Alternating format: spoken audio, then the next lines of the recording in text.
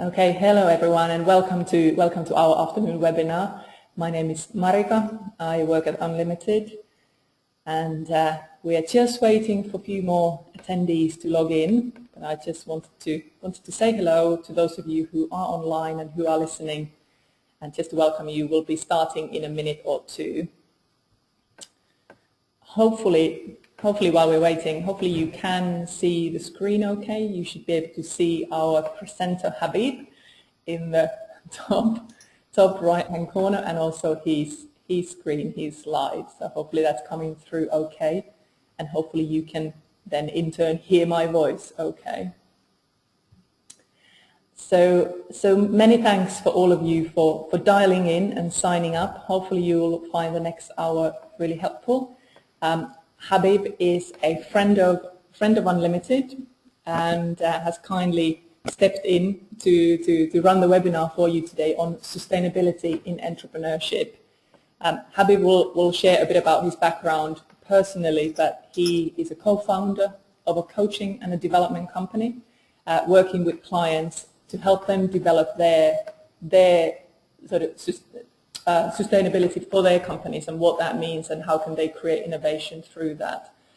He also works and teaches at the CAS Business School, which is just around the corner from Unlimited actually.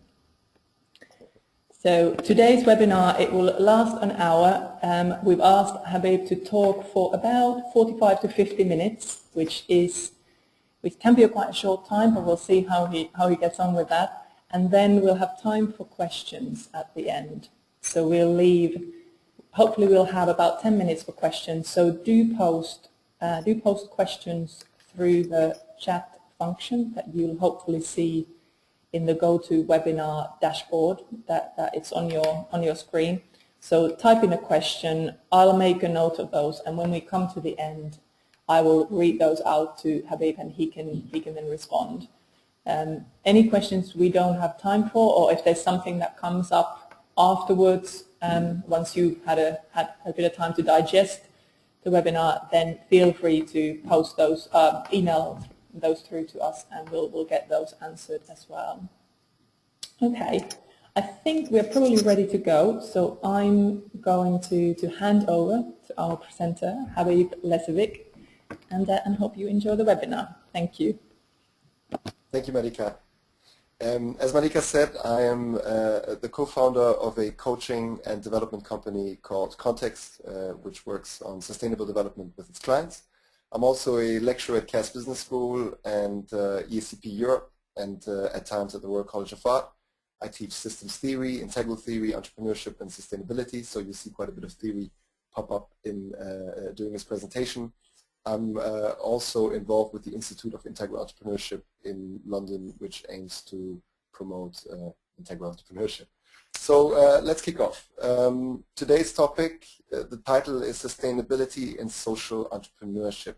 That's quite a broad title, and I'd like to specify it a bit more closely. The question I want to cover today is how can we leverage the concept of sustainability to build a great social venture? And in order to answer that question, let's kick off, jump right in and ask, actually, what do we mean by sustainability? What is sustainability? We're talking about social entrepreneurship, so we might be talking about fair wealth distribution, about education, about health and well-being, maybe about human rights, maybe about the collective, anything that's pertaining to the collective. Or maybe we're talking about the individual, because after all, what collective can exist without a healthy, happy individual? Or maybe we're talking about the environment. This usually resonates with the term sustainability. Many people think ecology or environment when they hear sustainability. In fact, the Oxford Dictionary describes sustainability as the ability to maintain a certain rate or level of production while conserving an ecological balance by avoiding depletion of natural resources. Now, that's a very ecologically focused definition. I'm not a big fan of this. We have our own definition. At the Institute of Integral Entrepreneurship, we define sustainability as the process of ensuring the continuous functioning and development, that is, yeah, of a system, its participants, and its environment. So going back to the question we asked before, what sustainability in the social context, collective, individual. Here we're covering system, participants, and environment. So what we see is that effectively sustainability is larger. It's a larger topic than just the social dimension. It includes the social dimension, but it's bigger than the social dimension. In fact, we identify 4 dimensions to sustainability. And if you'd like to know more about how we work these dimensions out and where they come from, I suggest you check out my colleague's webinar from a couple of weeks ago on value, integral value creation. Benedict Voigt's webinar, he goes into the theory behind this. Effectively, we identify 4 dimensions of sustainability, kicking off with the economical dimension, the environmental dimension, the socio-cultural dimension, and the psycho-spiritual dimension. And these terms sound complicated, but what it really means is the economical dimension is the individual objective dimension, which effectively means how careful am I being with the resources that I'm using. So, you know, how much is coming in, how much is going out, how much am I burning, am I destroying more resources and more value than I'm actually creating. Financial sustainability, for example, fits into the economical dimension. The environmental dimension is the question of our relationship to external systems, so ecology, infrastructure, and so on. Are we maintaining an environment, are we helping to maintain an environment in which we can continue to exist, or are we eroding the basis of our existential livelihoods through our activities? The socio-cultural dimension is what we touched upon before, anything from within the collective, so effectively wealth distribution, health, collective health effectively, education, literacy levels, and so on. The psycho-spiritual dimension is the individual dimension. That means the individual psychological, spiritual health of the individual. When I say spiritual, I don't mean in some strange way. I mean the inner experience of myself as a being on this planet. Am I growing? Am I developing? How am I feeling about myself? Am I happy with my life? Am I happy who I am? When we talk about sustainability, when we talk about true sustainability, really we need to think about all of those dimensions. They must come together. So sustainability is always integral, at least in this context as we're covering it here, and I'd argue for that. Okay, so sustainability is always integral. Question is then, moving right on, what are sustainable systems like? Because systems effectively means venture or business, what you guys are setting up, you know, social venture, what you guys have been setting up, what you guys have been working on. What does a sustainable system look like? What are its characteristics? And from our research, we found that effectively there are eight characteristics to any sustainable system. First, it has a clear purpose.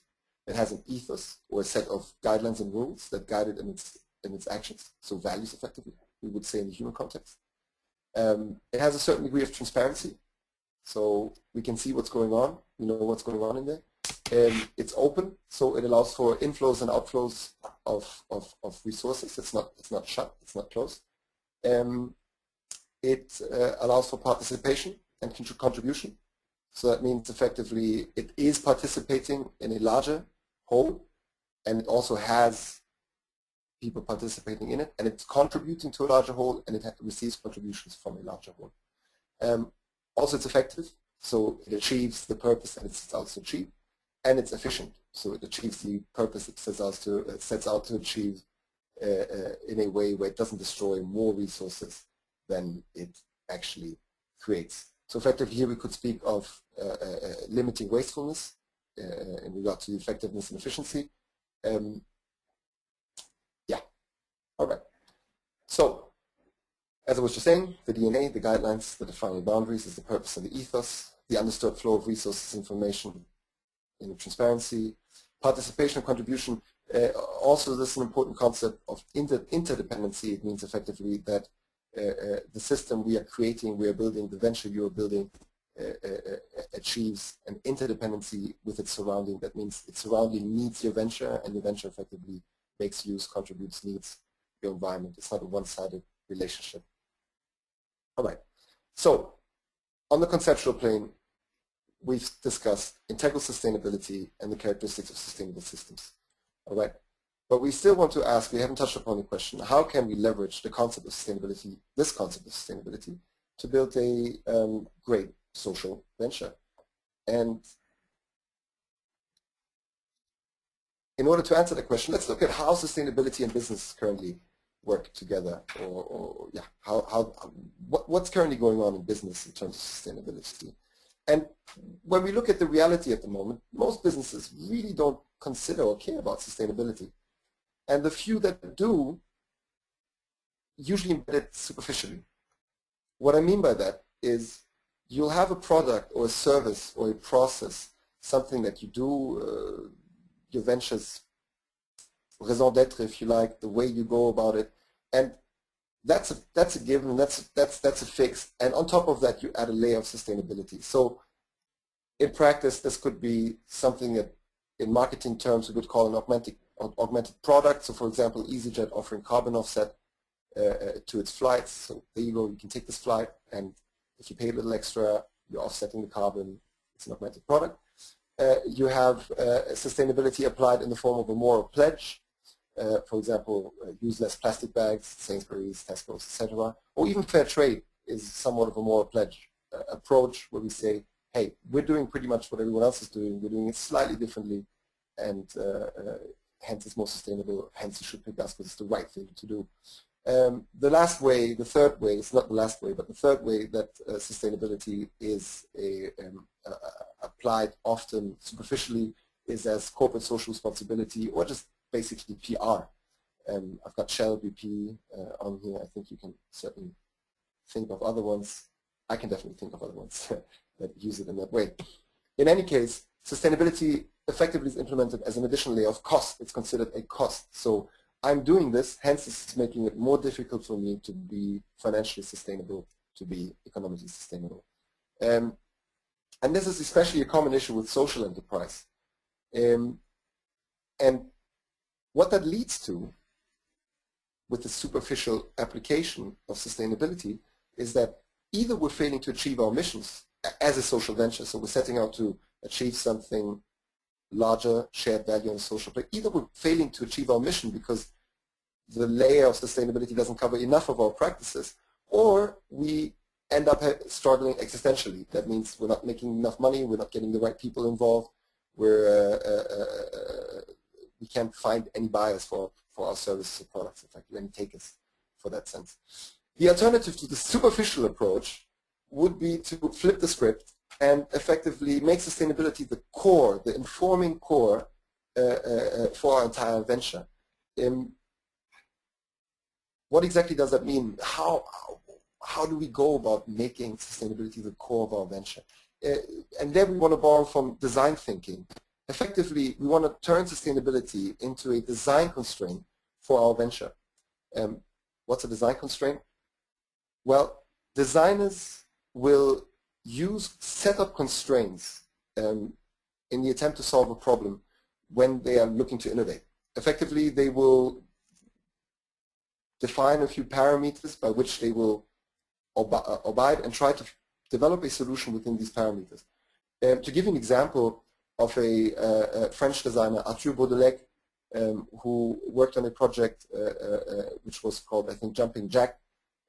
He set out the paradox task of developing a chair that moves. This was part of a larger project or a larger exploration of design and astonishment. Effectively, that was a theme under which this project was run. And he effectively said he wanted to develop a chair that moves, and he set 3 constraints for himself when starting off the design process. The first one was it has to be dead when it's not used, so it should move when it's not used. Secondly, it has to become alive, or it has to come alive when it is interacted with. And thirdly, it must use kinetic energy, so no electricity allowed or any other means. It has to be kinetic energy that moves it. So basically, he took these constraints, and from there, it's a wild experimentation process. And he developed something that looked like this as his first draft. As you come closer, you sit on it, it moves, and it becomes a chair. So it's actually a moving chair. Now, this is quite basic, it's maybe not the world, this chair, and I don't know if I would want to have it, you know, standing in my home. It doesn't look great. But then with this initial idea, with the first solution to his, with the minimum viable product effectively, the first solution to his design constraint construct that he built, the constraints that he set, this little axiom, the setup, having found a solution from it, from there he could evolve and build something else. So suddenly he came up with something like this, which is, I think, quite interesting for at least bars and nightclubs here in London. So just to illustrate to you how designers go about solving and innovate, solving problems and innovating. They set constraints and they then try to move within these constraints. So to transpose this to our discussion, okay, what we're looking at designing a venture, okay, in a way where it is informed by and subject to a sustainability vision. So a vision on sustainability, which is effectively the design constraint that we set out to design around. Okay, how do we do that? Let's look into that. Designing with sustainability, building an integral venture. Cool. We said your venture design needs to be informed by and subject to a sustainability vision. That means we've got the element of the venture design and we've got the element of the sustainability vision. We've covered the vision briefly, the elements that I would like you to think of when you develop a sustainability vision, which are effectively the question as social ventures, of course, how are you impacting the social cultural dimension? Also the question, how are you impacting the psycho-spiritual dimension? So the individuals that are participating in your venture as individuals, how are they? How are you affecting them? What forms of expression do they? Can they? What ways to grow effectively by participating in the venture can they experience? And of course, on the economical dimension, that's in our current system, this is a must. Being efficient and sustainable, naturally. Okay, then the question comes up: what's venture design? What does that stand for, venture design? And here I'd like to propose to you 5 building blocks that you can think of or consider when thinking about, when going about designing a venture that at its core has sustainability. And the first block is ethos, then purpose, product or service, the processes and the system, effectively how it all fits together. So to give a bit more detail, your ethos, as I said before, these are your guiding principles, your venture's values effectively. What is it that your venture believes in? What is it does that it doesn't do? As in willing or ready to do. The purpose is what your venture is trying to achieve, the value it creates, its raison d'etre effectively. Product or service, of course, this is what you are offering. The processes describe how you're producing, delivering, supporting, and disposing it. And I'd just like to point at that real quick. Processes in some models, business models and frameworks, usually means how are you producing something and selling it. Okay, but that's not enough when we're talking about sustainable venture. We need to look at how we're producing something. We need to look at how we're delivering something. We need to look at how we're supporting it. And we need to look at how it is being disposed. If we're not disposing of it, we need to see how it is being disposed, that which we're producing. The 5th building block is what I call the system, which is the question of how it all integrates. Effectively, how do your processes integrate into one another, but also how does your venture, your system that you've built, integrate into surrounding systems, so your partners, your suppliers, and the larger environment, the community you're in, the city you're in, the infrastructure you're in, the ecology you're in. Okay.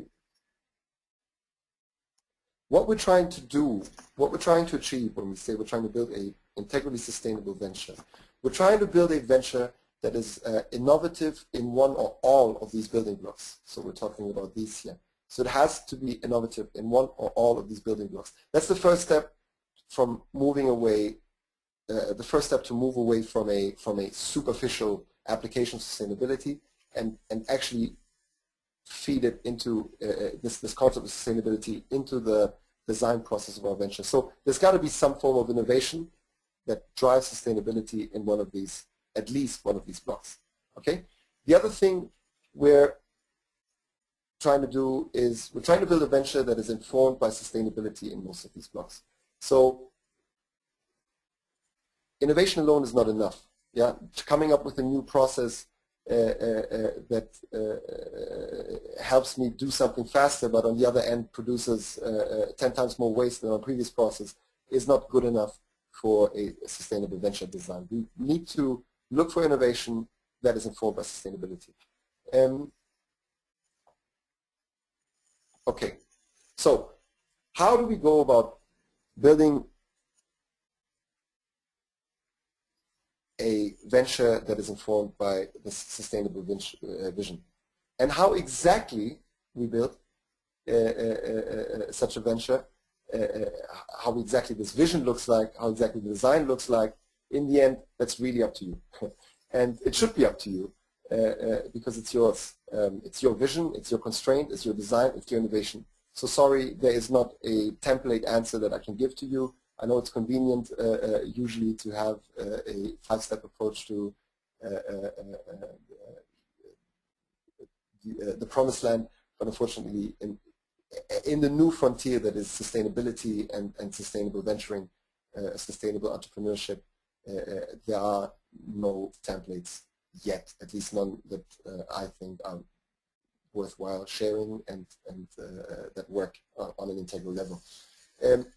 So if I can give you a template, what can I share with you today in this webinar? What I would like to share with you are some general design advice and guidelines when you go about effectively developing a sustainable vision and designing your venture on it. And yeah, let's go back to that. The way we'd like to look at it today is we'll take these 5 building blocks that we've established: ethos, purpose, product, and service, processes, and system. And these 4 dimensions of integral sustainability together with the characteristics of sustainable systems, and we'll see how we can match them up and how we can, what kind of questions we can ask in order to drive sustainable design in these fields. And because we're trying to build a sustainable venture, we'll take the characteristics of the sustainable system that we've established before, so purpose and ethos, transparency and openness, participation and contribution, and effectiveness and efficiency, and we'll orientate the next couple slides along those points. So let's start off with the question of purpose and ethos. I think it's quite easy to see where into the 5 building blocks of the venture those 2 fit in.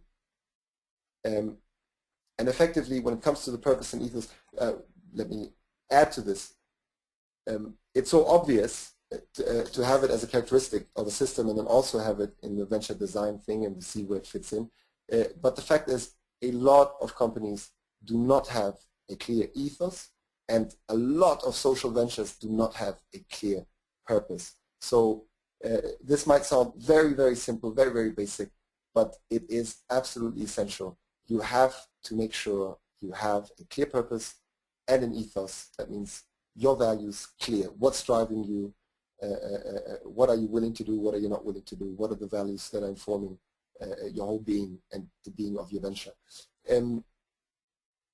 I think this is one of the key elements of social and sustainable entrepreneurship, actually, or conscious, mindful entrepreneurship, that it takes these 2 into account. So they're critical to our type of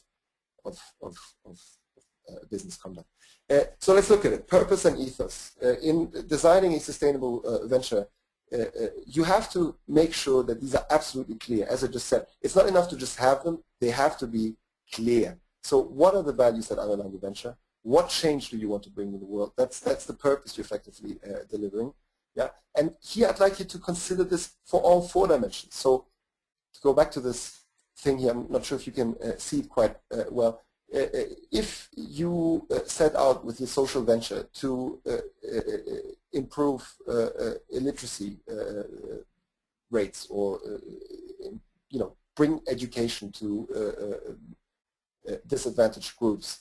That's a purpose and impact that you're setting for the socio-cultural dimension. But I'd like you to consider there also, how are the individuals that are participating in your system being affected on the personal, spiritual, psycho-spiritual level as an individual? How is it affecting them? What's your purpose there? What are you aiming to achieve on that plane? Also, how are you affecting the infrastructures around you? How are you affecting the environment around you effectively? What's your purpose there? What are you aiming to achieve there? You might say, well, that's not central to me. Central to me it is that I want to bring, you know, education to this group that I'm aiming. But just because let me put it this way, just because you're not planning for it doesn't mean you're not impacting on those dimensions. Yeah. So you are impacting. You will, regardless of whether you plan for it or not, you will have an impact on the individuals as individuals that participate in your venture. You will have an impact on the infrastructure, on the environment that you are embedded into. And hence, if we want to be sustainable, thoroughly sustainable and innovative, it makes sense to think about these dimensions and to plan for these dimensions. So let's here try to consider this for all these 4 dimensions. Then your purpose and your ethos, what you see a lot in corporations is they will have a complicated mission statement or a tagline that effectively, you know, you're worth it and innovation every day, we measure things, whatnot. Sometimes it's misunderstood by entrepreneurs and especially, you know, especially social entrepreneurs, that this is some form of professionalism that we need to bring into our business. We need to have some form of elaborate charter, some form of mission statement, some form of complicated business plan that captures the purpose and the ethos. You don't need any of that. You don't need a mission statement. You don't need a slogan. You don't need a mantra. You know, you don't need a human rights charter attached to your venture. You don't need any of that. What you need clarity within you and your team, what it is that drives you, and you need to be genuine about this and definite about it. So, yeah, let's leave it at that. Okay, why is that so? Because the ethos and the purpose are the DNAs. They're effectively the engine of your venture. They set the boundaries and they define the possibilities of your venture. Yeah, if by your ethos it is immoral to if by your ethos you set out that you do not want to produce any wastage with your venture, then that will limit you in the possibilities as to what you can do and how you can do it. And that's how it should be. That's exactly how it should be. Way too much of the entrepreneurship that's going on out there is entirely opportunistic and doesn't have a set of values that guides it. And that's not a political statement I'm making, it's a statement from a business perspective. What that leads to is that we're missing out on all kinds of innovation. We're missing out on all kinds of innovation because the constraints are what drive us into new innovation. So the ethos and the purpose need to be clear. They need to be on all 4 dimensions. They need to be definite. Okay. On the purpose is maybe less definite because, you know, you start out your venture and you might end up pivoting it a bit, but it should be fairly definite because they set the boundaries and define the possibilities for your venture. Okay. Why is this important? Why is this important? So far it sounds like an add-on. Why is this important? In order to answer the question, I'd like to look at Michael Porter's strategies for competitive advantage. Michael Porter is a management consultant and an academic, a strategist, one of the most famous, that in the 80s effectively proclaimed that there are only 2 ways to compete on the marketplace. It's either via differentiation or via price leadership. So either you are different in some way, you've got different features, or you are cheaper than everyone else. Okay, and this is, you know, as simple as it is, it's quite all-encompassing. It's a good one, this one. But I would argue that things are changing, and what we're actually looking at now with the internet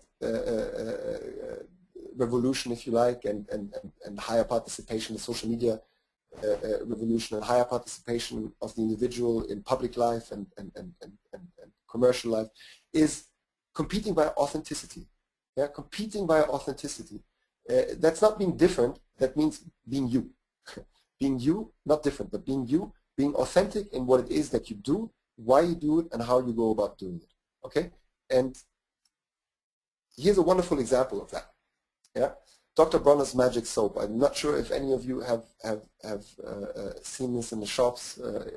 It's available in most of the major retailers, at least here in the UK. And Dr. Bronner's magic soap, its label basically covers all that Dr. Bronner and his team ever believed or will believe in, I believe. It is, maybe you can see it, I'm not sure if you can read this, but it has Bible phrases, it's got quotes from Einstein, it's got Chinese proverbs, it just covers the entire mission statement effectively, directly printed on the product. And these guys, yeah, it's authentic, it's authentic. You can see it when you read it, you look at it, it's authentic, and hence it has a place in the market. So you can compete via authenticity as well, and this is really important for social or sustainable ventures, because we're not looking to make a big buck, and we're not looking to screw anyone over. So we need to find other ways to be enticing. Authenticity is one of them. That's why purpose and ethos, the guidelines I've given you, are so important. Okay. Then let's look at transparency and openness. Transparency effectively meaning our venture is not opaque. We can, it can be seen what we do and how we do it. To give a non-transparent example, for Shell, for example, and its activities in Nigeria are very untransparent. We do not know what the processes are. We do not know what the dealings are. We do not know how they go about things. So transparency and then openness. We want to see how we can turn our ethos when we're asking about the design, how we can introduce transparency and openness into the 5 building blocks that we have, effectively ethos, purpose, product, service, processes, systems. And this is really a task that, you know, you'll have to sit down and think about it. It's not something that I can give you a blueprint for. It's unique to your venture. What is it that you do? How much transparency can you allow into it? By the way, usually much more than you expect or than you think you can. How open can you design your processes? But as guidelines, I'd like to encourage you to be transparent and to promote openness. Simple as that, okay? And I'd also like to share with you some of the questions you can ask in the process of designing for openness and transparency. Effectively regarding your product. Again, it says here, your product should be clear and focused.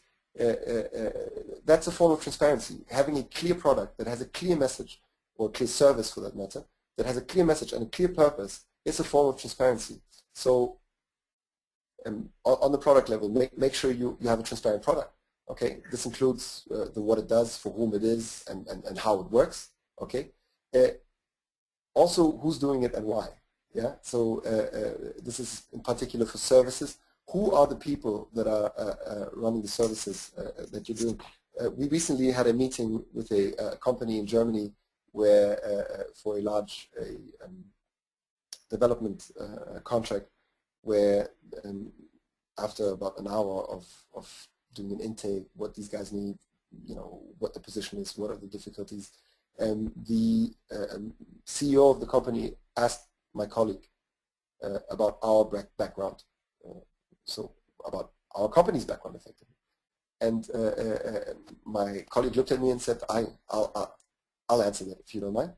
And then he starts talking about his personal background, his life story, effectively. Yeah, very briefly so, but he starts telling him about where he's from and who he is and what he likes to do and why he's in there. And my first reaction was, Jesus, what is this? Why are you doing this? But in fact, this is very important. You know, this is something that we are currently keeping out of business because we have this notion of professionalism in our mind where, you know, we're effectively a gray box that produces an output and that's it. But in a world that values authenticity, that values higher levels of participation, that has higher citizen involvement in all processes of creation and destruction, it's really important to know who is doing the things that your venture is doing. Yeah. So I encourage you to be transparent about that as well. Who's doing it? You don't have to share your life story with everyone. By the way, our client today, then negotiation partner, they loved my business partners' response. They were really taken by it, and they effectively shared with us, and we got the job. But the point I want to make: don't be shy to be transparent about who you are, what are your qualifications, what are your dreams. And I'm not talking about sharing your CV with everyone. I'm talking about a heartfelt sharing, that which is important to your product, that which is important to your service. You know, yeah. Also, when it comes to product and service in terms of transparency and openness, communicate it, give access to it, let it be experienced. I'll give you an example of what I mean by that in a minute. But that's a form of openness. Too often we see entrepreneurs talk up the products, talk up the services, but then fail to ever land a contract because there is no way for the benefactors, the potential benefactors, to experience what it is that we want to offer to them. And especially in the field of social ventures or sustainable ventures, the benefits are often not as direct as, let's say, eating a chicken burger at McDonald's or playing with my new iPhone. So it helps to open up the experience of the product and service to be experienced by the users. When it comes to processes, here again, have some transparency on the question: how do you produce things? Yeah, who's involved and how are they involved? Okay, who are the farmers that are supplying your coffee beans? There's a wonderful venture in Germany called Coffee Circle. You can look them up. They work with Kenyan coffee farmers in producing. Basically, they receive the coffee from the Kenyan farmers. They sell the coffee on over the internet in bulk in Germany, and then of the money that is effectively earned on the coffee, customers can pick the projects that some of that money goes into in order to develop the infrastructure and the process of these Kenyan farmers that supply them, and the entire profiles on them. Who are they? What are they? The customer doesn't just hear Kenyan farmer, but he actually gets to know who he's buying from. So that can drive your venture's attractiveness as well for the market. Also, what are your cost drivers? How do you spend your money?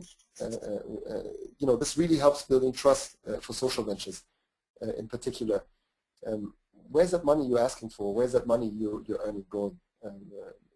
I think many of us, I can for sure say me, you know, I'm very wary of many of the non-profit organizations that are out there because their cost structures and the way they spend the money is just so intransparent. Giving money to the Red Cross to me, yeah. Anyway, don't want to get into that rant, but you see where I'm coming from, I hope. In terms of the system, regarding openness, the somewhat abstract question: can resources and information flow freely through your system? So I think I'm going to leave it at that abstract and let you wonder about what that means. It can mean a lot of things. Resources, information, also means how do you keep parties that are involved with you informed? Yeah. So how do you keep your partners informed of the processes, the advances, the issues that you're facing? And also, how does your venture take in feedback, input, information from its environment, its partners, but also its larger environment? Again, its community, its infrastructural environment, its ecological environment. Here again, I'd like you to not only think about, but actually communicate or create transparency around how your venture impacts on all 4 dimensions. Okay? And with honesty. So, you know, sometimes we'll set up a venture that does great things on 3 dimensions and then is not so sustainable in one of them. It can build trust and authenticity to actually share that, and it's the right thing to do. So, transparency and openness on those levels. I want to give you an example because it might sound quite abstract, and you might wonder how the hell can I implement that into my business. The London Hackspace is a DIY space here in Hackney in London, where individuals can go in and they have a workshop, so effectively an atelier, if you like, with tools, saws, materials, wood, metals, and so on. They have an IT section with computers, spare parts, and whatnot. And effectively, people can just go in and hack about with these things. They can try around, they can build things. There isn't really a guided product, but it's that space made available to people. And the way the space operates is on a membership basis. So they fund themselves, and they fund themselves through membership structure. And the way that the London Hackspace sets its price is very interesting, because it doesn't really set a membership price. It basically says we have a minimum price of £5 per month for the membership. It's a donation, effectively, to the place. But then it lays out its cost structure on the page, and it says, this is what things cost us. So for us to be sustainable at 300 users, we need each user to pay 35 quid per month, for example. But they leave it up to the potential customer, the potential participant, to actually set the price that they want to set on the basis of being completely transparent on the cost structure. Last time I checked, these guys have still been around. They have been around for quite a while, so that seems to work. Then I talked before about being transparent and open about the experience in your product, and here is a nice example, maybe a bit less obvious, of what that could mean. Finjan is a jazz club or culture club, effectively, in Berlin, in the area of Neukölln, which used to be a bit of a deprived area, high percentage of immigrants, poor education, poor schools in the area, high crime rates and whatnot. And Finjan was founded by a bunch of guys that just really liked jazz, lived in Neukölln, and wanted to share the joy with the people around them. So they rented a space and started hiring musicians and organized these events, effectively, for people to come, performances for people to come and enjoy the jazz music. Problem is, they opened the shop, they invited musicians, they charged 5 quid at the door, which was, all right for the area, just to get by, effectively. And then no one shows up. No one shows up. No one shows up because the people can't relate to what's happening in there. So these guys effectively did a bit of research, and they worked out that predominantly Turkish community around them, they've never heard of jazz. They couldn't care less for jazz. They have no idea what it is. They can't imagine anything under the headlines that they've been posting. So these guys went away and they wondered, how can we get people interested in this event, in our events? And effectively what they figured is, if they were such lovers of jazz, they figured if people were to experience this stuff, then surely they would fall in love with it like we have, and then they would also love to pay for it. So effectively what they figured is, let them experience the event before they have to pay. So what they did is they effectively flipped the script, and instead of charging an entrance fee, what they did is they started charging an outrance fee. So you pay when you leave the place, yeah, if you liked it. Okay, so to spare you the details because we're running out of time, this was a huge success. They flipped the concept around. People were able to come in, take their kids, actually say, let's see, it's a Thursday or Tuesday evening, just got back from work, I've got nothing to do, we've had dinner, my kids are here, let me take them down the road and see what these guys are up to and what they're doing, and it sounds like there's something going on. So people would go in, then enjoy the performance. At the end, these guys would stand out there and say, this is what it cost us to get these guys in. We'd like and we'd appreciate the contribution. If you liked it, it's 5 quid or more if you like. Open, effectively left open. And what happened was that people would, before people weren't willing to pay £5, no one showed up.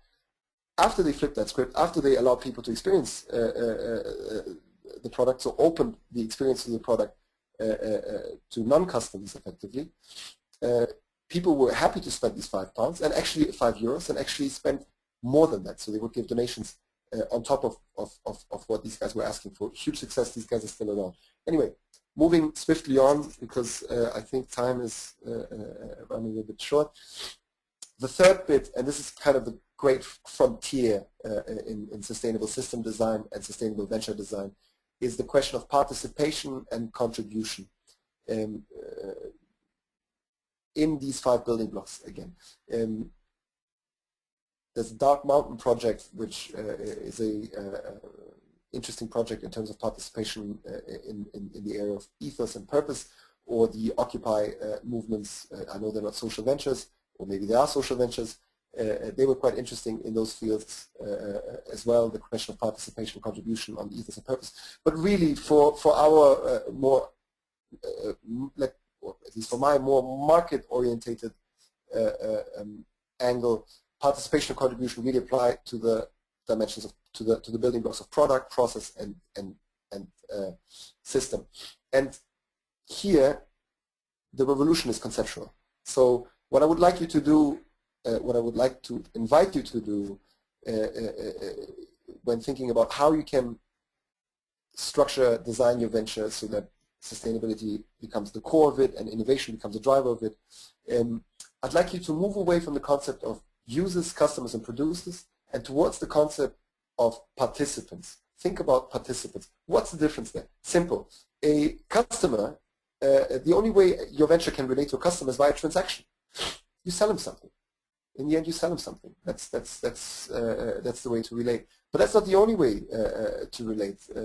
Thank God. Otherwise, we'd all just be transacting all the time with our children, our partners, our friends. As participants, we're not only transacting, but we can act and we can interact. So we can do something and we can share something. And if you consider this in your process design and your system design, this really opens a lot of doors, and I'll show you one or two examples.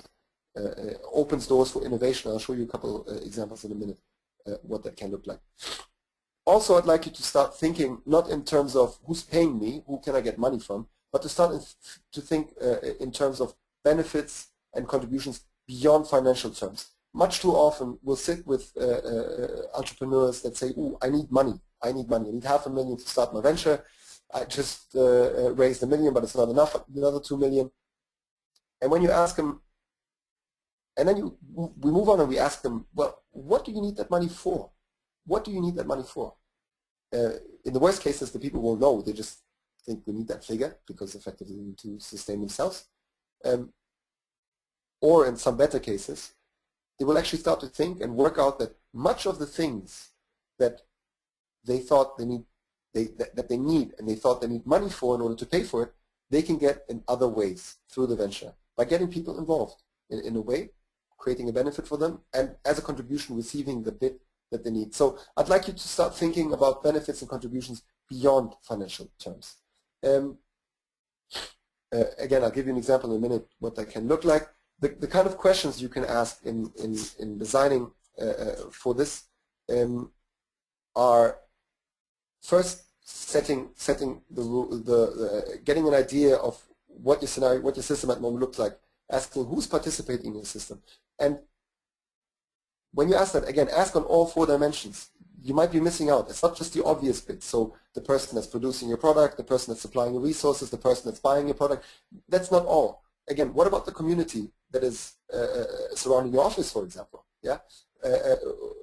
What about the infrastructure that you're using every day? What about the neighboring businesses, competing suppliers? These are all potential participants in your system. The other question is, how are they participating?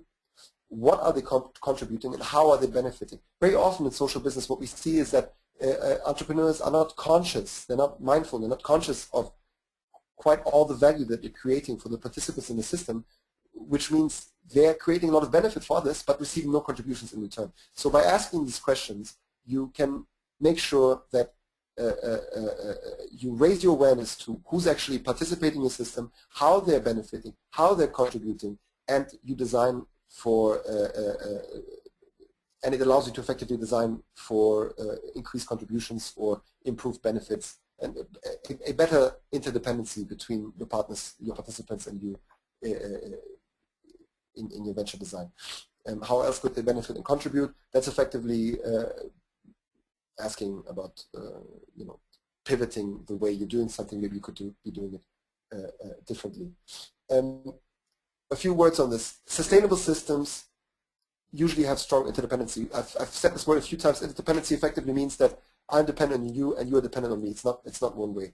These relationships are usually mutually beneficial and binding. So that means we're dependent on one another, but in a beneficial way. So it's not a sadomasochistic relationship where we're just sticking together because we can't help it, but we're actually both benefiting, growing together, yeah, growing together effectively. Okay, so one way to ask as a social venture, especially if you're struggling to be financially sustainable or economically sustainable, is to ask the question, how can I increase interdependency with my partners? It might be a chance if you're struggling to survive financially, economically, that you are very dependent on your partners around you, but they aren't very dependent on you or the participants that are around you. So here you could ask, how else could I get them involved? How else could I benefit them? Or you could ask, should I benefit someone else? That I can build a more sustainable relationship with, a more interdependent relationship with. Okay? Again, think of it on all 4 dimensions. I think I have a few more minutes. An example would be Open Design City, which is again an open workshop, this time in Berlin. Their space and workshop is completely participant driven. So they don't have staff. They have something they call citizenship. You can become a citizen of an open design city. The users are effectively also the managers, are effectively also the innovators. They run their own workshops in there. So the people that use the space, the customers effectively, become content providers, content deliverers for that space in itself. So they've really moved away from the idea of customer producer to the idea of participant. And it's effectively democratization process of production, design, and so on. Another venture that I'm giving you these so you can look them up, because unfortunately there's not enough time to go deeply into all of them.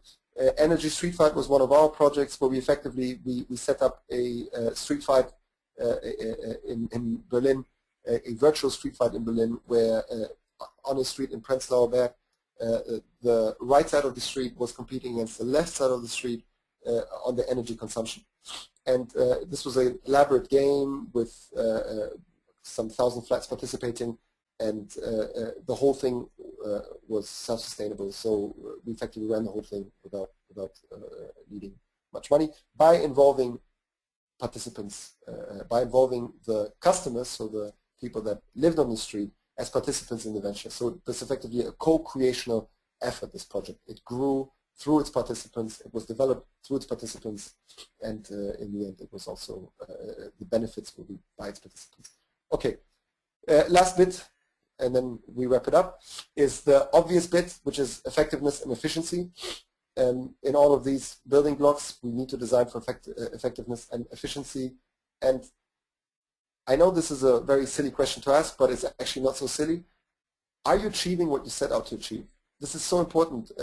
Often we get lost in our, especially as entrepreneurs that work on their own, so without a partner. We get lost in the reasoning, in the rationale, in the conceptualizations we've made of the marketplace, of the products we wanted to provide, that we forget to ask, are we actually being effective? Are we achieving what we set out to achieve on all the dimensions? Remember, we want to achieve something on all dimensions in order to be holistic and integrally sustainable. Are we achieving what we set out to achieve? And once the answer to this is yes, or potential yes, yeah, we can move on to the efficiency bit and ask the question, as for example these questions. What resources are we currently using? What resources are we currently omitting? Yeah? In lay terms, this would be what waste are we producing? And this doesn't have to be material waste. This could be spiritual waste, intellectual waste. But really, we shouldn't think of it as waste. We should think of it as resources. Because as someone recently put it to me, waste is just resources at the wrong space, at the wrong place in time and space. So How much of these things are you using? Okay. How many parties are involved in your production processes? How many processes actually do you have in the production and delivery of your services or products? And how is your system arranged through time and space? These are some of the questions you can ask in order to kick off thinking about how to increase the efficiency of your venture. The questions alone, I'm not going to do it, but for example, the question how many parties are involved in the production of the process. Let's say it's 10 at the moment in the production of the product or service. Let's say it's 10 at the moment. You could set a design constraint and say, okay, I want to narrow this down to 3 parties involved, and let me see how I can design the system. And then you go away with that constraint, definite constraint, and you try to design something, a process that works like that. You could do the same with the processes here. Yeah, how's your system arranged through time and space? The question, how do your processes arrange through time and space? So what's the temporal arrangement? So that's first, then that, then that, then that. What happens if you flip them? For example, the Finjan example could also be an example for this. All right, or what if you change the locations, the physical space of where things happen? Will that increase efficiency? I talked about setting a constraint and then designing something. Remember Arthur's chairs. The first one didn't look all too exciting. I think the second one looked much more exciting. When you move on designing with these constraints, you want to aim for first developing a minimum viable product. So you don't want to come up with something that's finished. You just want to come up with something that works first, okay? With something that works. So that's a concept that's very valuable to think of when you think of designing for efficiency, is the minimum viable product. It's just a question, what's the minimum I need to develop in order to deliver my purpose, okay? Also it says here, wastage and circularity. Like I just said, I'd like you to start to not think in terms of wastage, but actually resources at the wrong place. And circularity, ideally you design a process, you set yourself a constraint where you design a process. This is on the economical dimension, where the inputs, the outputs that you produce, and the resources that you omit either find a way back into your system or find a way back into someone else's system. Again, this is a way to become financially or economically sustainable when you don't expect it. Okay, there's the wonderful, when you're struggling to do that, I mean. There's a wonderful example for this that you can look it up. I would encourage you to Google it. It's called the Food Loop. It's also a venture in London. It's run by Sustain RCA and the Seed Foundation. And what they have done is they've managed to recycle food waste into locally at a housing estate in near King's Cross. On the premises, the community will collect its food waste, process it into compost, which is then seeded and planted on the roofs of the estate and the terraces of the estate, where then food is grown, fruits and vegetables, which are then again consumed by the residents and so forth. The whole thing again is financially viable, economically viable. They're not necessarily making money with it, but the system works, it's running, and that's also because, again, people are contributing, and the people that designed the system have thought about the contributions that they can receive and that they can give out beyond financial terms. Okay, lots of stuff, and I could go on and on and on and on, but my time, unfortunately, has run out, and I want to remind you that I've just given you a few guidelines, and unfortunately, I cannot give you a blueprint, and I think no one can, and anyone who tell you that they can, you shouldn't listen. You need to develop your vision. You need to make your design. You need to come up with your innovation, but creativity, perseverance, and experimentation are the key for that, and then I'm sure you'll manage to leverage your venture into something that has sustainability at its core. I hope this was useful for you, and I thank you for your time, and I'm open for your questions now, or if you want to think about the stuff, you also feel free to email me, get in touch, and discuss. I'd be happy to hear from you. Okay, thank you very much, Habib. Thank you for sharing that with us, and I know we talked about this even before you started. I know it is a wide topic, and we had to try and again ask you to put it into 50 minutes or an hour. Is probably a bit unfair of us. So So thank you for giving us an overview. A lot of really interesting thoughts there, particularly one that makes me think it's the one around personal sustainability, or I think you were calling it the psycho-spiritual sustainability, particularly when it comes to social entrepreneurs.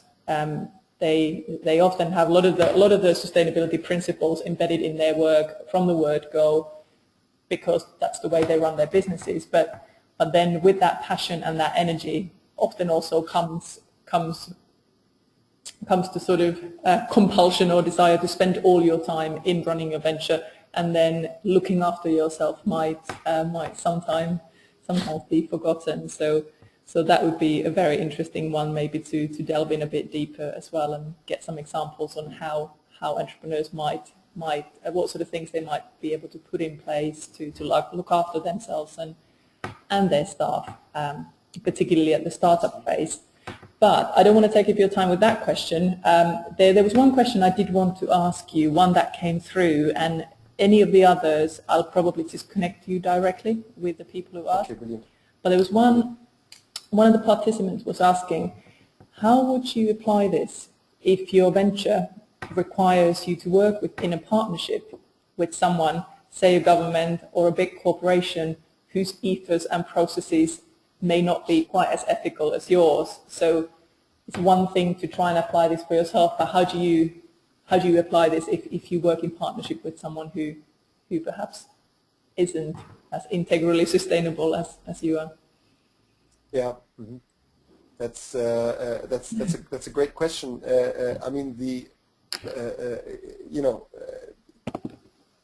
within the logic of what I was talking about and what really the purpose of this presentation was, I would say take the fact that these guys, that their values are less ethical than yours, and design around it.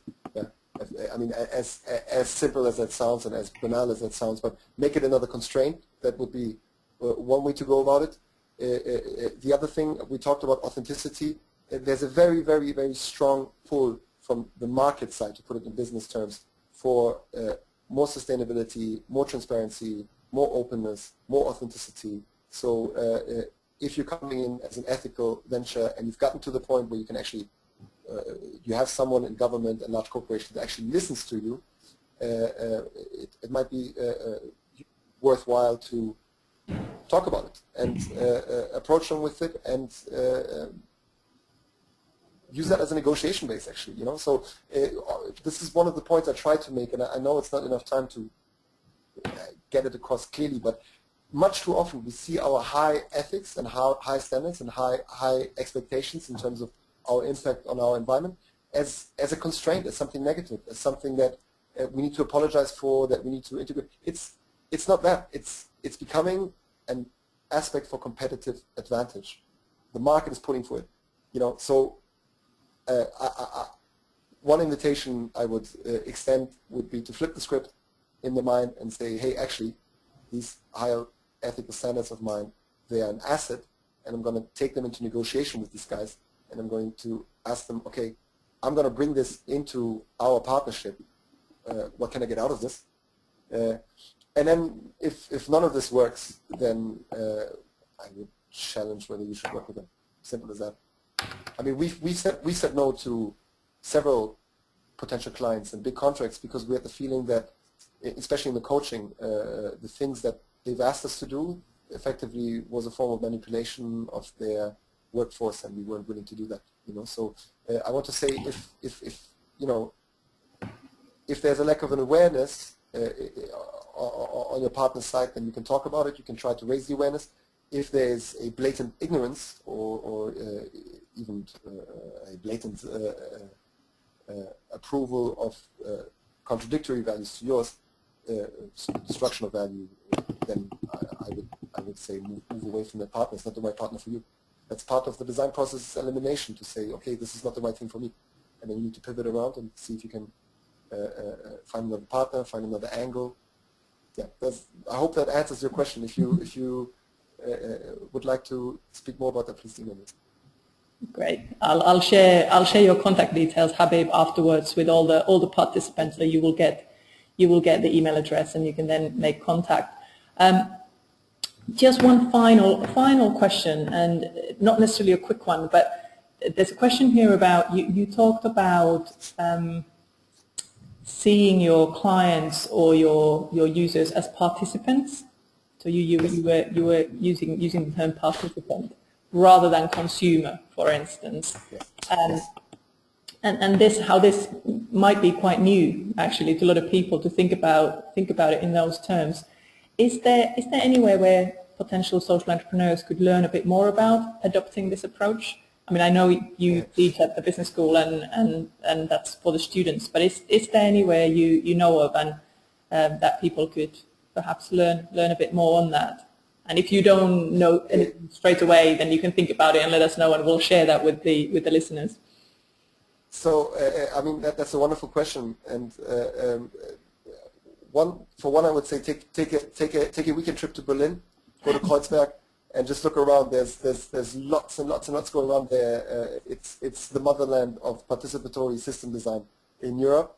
The other thing, if that's prohibitive time-wise or cost-wise, you can check out our website of the Institute, Institute of Integral Entrepreneurship. So it's www.integral-entrepreneurship.org. There's a course on there which is called New Venture Thinking, which is a course that we have, that's effectively the course that we teach at Cass Business School, with some alterations.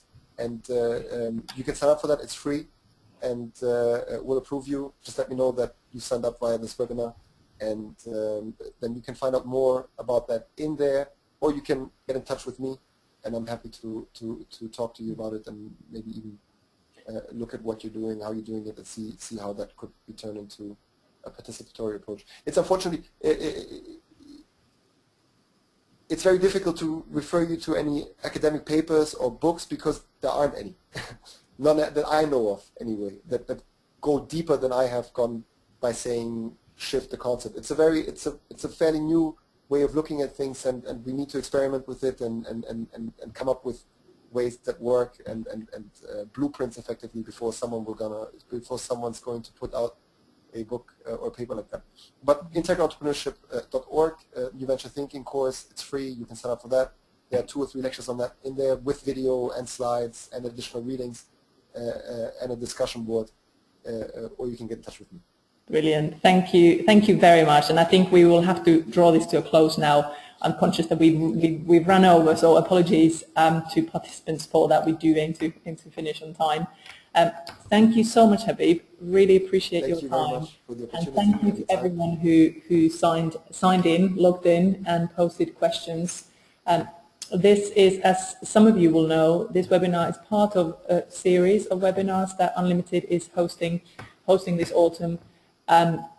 We have a few more coming up. There's one actually tomorrow, which hasn't been advertised because initially it was going to be an internal one. But Richard Alderson, the founder of Unlimited India, will be hosting a webinar tomorrow lunchtime on impact DNA, discovering for aspiring and social entrepreneurs who've already started, discovering the best way to create most impact you can within your own context. I'll send you details about that. And then we have another webinar on the 8th of October, which will be Introduction to Branding. So those 2 coming up over the next couple of weeks. So hopefully, if those sound like the sort of thing that are relevant to you, you can dial in again. But okay, we will close it now. Unless you have any final words, Habib, we will say thank you to everyone and wish everyone thank you to great everyone rest of the day. Good luck with your ventures, and thank you for the time. Brilliant. Thank you very much.